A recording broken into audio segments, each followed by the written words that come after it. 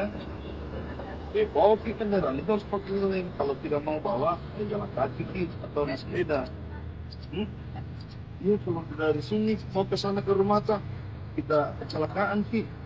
Hah? Bagaimana kira-kira? Ada tadi bilang, jangan dulu sakit celaka. Hah? Dekat di rumah tuh. Hah? Kalau sudah tidak ada platnya. Kita dari mana kasar tadi? Dari rumah sakit. Memangnya siapa yang sakit? Aduh, kita sudah jaga orang sakit, kita sudah jaga adik saya yang sakit di rumah sakit, jangan dicari penyakit juga. Cari penyakit, kalau kita kecelakaan di sini itu namanya penyakit. Kan?